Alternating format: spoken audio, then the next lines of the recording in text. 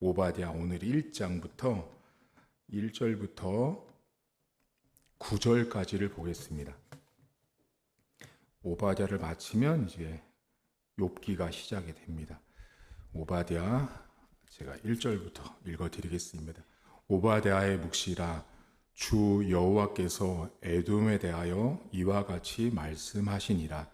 우리가 여호와께로 말미암아 소식을 들었나니 곧 사자가 나라들 가운데에 보내심을 받고 이르기를 너희는 일어날지어다.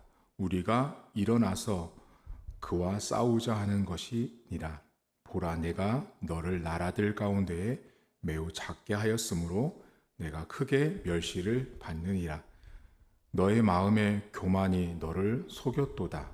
바위 틈에 거주하며 높은 곳에 사는 자여, 내가 마음에 이르기를 누가 능히 나를 땅에 끌어내리겠느냐 하니, 내가 독수리처럼 높이 오르며 별 사이에 깃들일지라도 내가 거기에서 너를 끌어내리리라.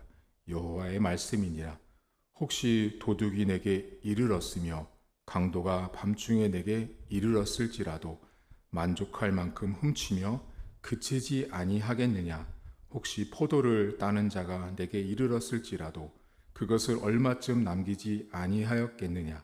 내가 어찌 그리 망하였는고 에서가 어찌 그리 수탈되었으며 그 감춘 보물이 어찌 그리 빼앗겼는고. 너와 약조한 모든 자들이 다 너를 쫓아 변경에 이르게 하며 너와 화목하던 자들이 너를 속여 이기며 내 먹을 것을 먹는 자들이 내 아래에 함정을 파니 내 마음에 지각이 없음이로다. 여호와의 말씀이니라. 그날에 내가 에돔에서 지혜 있는 자를 멸하며 에서의 산에서 지각 있는 자를 멸하지 아니하겠느냐. 틈하나 내 용사들이 놀랄 것이라. 이로 말미암아 에서의 산에 있는 사람은 다 죽임을 당하여 멸절되리라. 아멘. 에돔에 대해서 하나님께서 심판에 대한 이야기를 하시는데요. 에돔은 위치가 땅에서부터 무려 1700m가 되는 높이에 있는 나라입니다.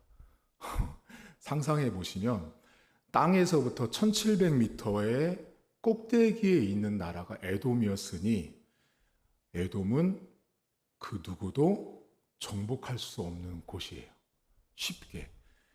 그 정도로 에돔이라는 나라가 매우 위치적으로 또 나라적으로 난공불락의 성이었던 나라가 에돔인데, 하나님께서 이 에돔에 대해서 질타를 하시는데, 우리가 여러분 보면 책망할 것이 사람마다 다 다양하잖아요.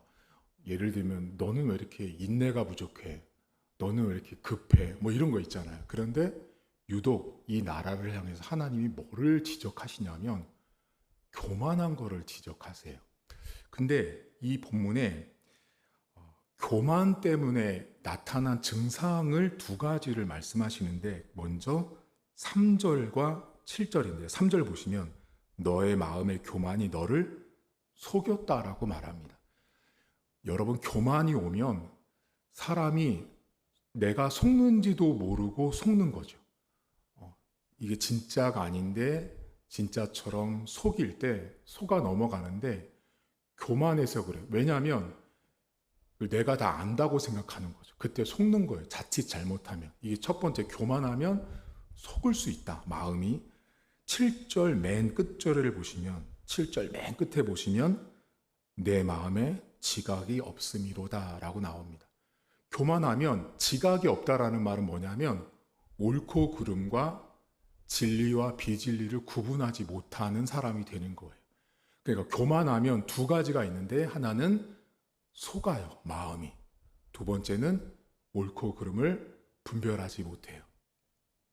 그래서 우리가 여러분들 사람들을 만날 때요, 이렇게 천둥벌거숭이 같은 사람들 있잖아요. 뭐 이리 뛰고 저리 뛰고 옳고 그른 것도 모르는 사람들을 가만히 유심히 살펴보면요, 이 사람들이 자기가 맞는지 아는 거예요. 그러니까 가장 좋은 예가 제가 볼 때는 교만한 나이대를 만약에 찝어라 그러면 저는 중학생들 같아요. 중학생들이요. 얘네가 제가 대화를 해보면 제일 똑똑한 줄 알아요. 그리고 자기들이 하는 게 모두가 다 정답인 것처럼 생각을 하는 애들이에요. 그래서 제가 그 모습을 이렇게 보면서 교만이 저런 거겠구나. 자기가 임금이고 왕이고 답인 거예요. 정답인 거예요. 그러니까 교만하면 내가 속고 또 내가 옳고 그름을 분별하지 못하는 사람이 됩니다. 그런데 그 결과가 조금 참혹해요. 오늘 어디를 보시냐면 2절을 보세요. 보라 내가 너를 나라를 가운데 작게 만들어 버리신대요. 하나님께서 여러분 교만한 나라들을 이 나라는 여러분 1700m에 있었기 때문에 우리가 멸망할 거라고 망할 거라고 질 거라고 생각한 적이 없는 거죠. 그러니 하나님이 작게 만든다라는 건요 무슨 소리인 거예요. 근데 하나님이 교만한 에돔을 작게 만들어 버린다라고 말합니다. 이 작다라는 말은 여러분 하찮게 보고 멸시받다 그런 뜻입니다. 우리가 교만하면 작게 만드시는 하나님을 기억하셔야 돼요. 그럼 반대로 크게 하시는 분도 하나님이겠구나라는 거죠. 우리 인생에 여러분 크고 작음, 높고 낮음, 부와 명예, 권세 모든 것들은요 사실 다 하나님께 달려 있습니다. 우리가 애써서 노력해서 작아지고 커지고 높아지는 것이 아니라 하나님이 하시는 거예요. 특별히 근데 오늘 본문은 교만한 사람들을 하나님이 작게 만든다고 해요. 아마 여러분들 혹시 이런 적 있을 거예요. 자기는 알거든요. 내가 이게 맞다고 막 했는데 이게 내가 틀렸구나라는 경우 있잖아요. 틀린 걸 알았을 때 여러분 마음에 드는 게 뭐예요? 위축되거나 작아지지 않으세요? 괜히 이렇게 괜히 내가 말했다가 내가 괜히 간섭했다가 내가 괜히 관여했다가 아닌 나를 볼 때 그때 작아지잖아요. 근데 가만히 잘 보면 그때 그 상황, 그때 그 사람과의 만남이 그 순간이 내 마음에 교만이 와서 속고 내가 분별을 못했던 거죠. 에돔이란 나라가 그랬는데 하나님이 작게 만드시고 두 번째가 있어요. 7절 보세요. 7절에 보시면 너와 약조한 모든 자들이 다 너를 쫓아 병경에 이르게 한대요. 이 구절은 목사님들이 설명을 안 해주면 여러분들이 이거는 해석할 수가 없는 부분인데요. 너와 약조한 모든 자들이라는 말은 히브리어 본문엔 어떻게 쓰여 있냐면 너와 함께 음식을 먹은 자들, 너와 함께 빵 조각을 나눈 자들이에요. 그러니 얼마나 가까운 사이예요, 여러분. 나와 정말 친밀하고 가까운 사이인데 그 사람들이 어떻게 하면 너를 쫓아 병경에 이른대. 병경이 히브리어로 개불이라는 말인데요. 이 말은 어떤 뜻이냐면 중심이 아니라 변두리로 쫓아낸다는 뜻이에요.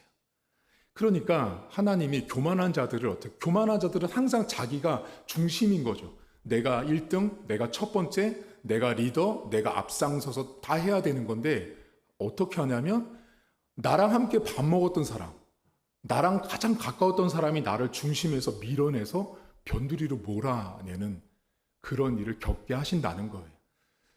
여러분 우리가 교만하면 이 변두리로 밀려날 수 있습니다. 그게 하나님이 하시는 방법이에요. 근데 오늘 성경에 보면 이 교만 때문에 온 두 가지, 하나님이 작게 만들고 그리고 하나님이 변경, 주변으로 밀려나게 하시는데 그런 교만한 에돔을 두 가지로 빗댄 게 나오거든요. 그게 몇 절이냐면 4절 보세요. 4절에 이렇게 나옵니다. 내가 독수리처럼 높이 오르며 별 사이에 깃들였다라고 말합니다. 그러니까 교만한 에돔을 두 가지로 표현하는데 독수리 그리고 별로 지칭합니다. 여러분 독수리는 먹이를 잡을 때 300km가 넘는 속도로 먹이를 잡고 하늘에서는 왕입니다. 한마디로 독수리를 통제하거나 다스릴 자가 없는 거죠. 밑에서 독수리가 하늘과 땅에서 먹는 종류만 400종류가 넘는다고 합니다. 그러니 다 포식자죠, 독수리. 그러니까 독수리는 막을 수가 없는 대상인 거죠. 별은 어때요? 별은 지구에서 3.26 광년이나 떨어져 있다고 하는데 얼마나 먼지 모르겠어요, 도대체. 과학자들이나 알 것 같은데. 그렇게 먼다라는 건 뭐냐면 우리가 볼 땐 별이 가까워 보이잖아요. 너무 먼 거리처럼, 너무 높은 것처럼 인간의 교만, 에돔의 교만이 그러했다라는 거예요. 그러니까 독수리와 별을 빗댄 건 뭐냐면 통제가 안 되는 거예요. 이게 다스려지지가 않는 대상인 거죠. 독수리도 별도. 여러분 혹시 연애할 때 내가 별이라도 따다 줄게. 그런 있을 수가 없는 말이에요. 못해요. 다스릴 수가 없는 거예요. 독수리도 별도 인간의 힘으로 다스릴 수 없는 거예요. 근데 하나님이 뭐래요? 교만한 에돔이 그렇대요. 오늘 우리가 하루를 시작하는데요. 여러분 잘 우리의 삶을 돌아보시면요. 내가 독수리가 되고 별이 될 때가 다 있습니다. 다 있고 그 독수리와 별이 되었을 때 하나님이 나를 작게 만들 수도 있구나.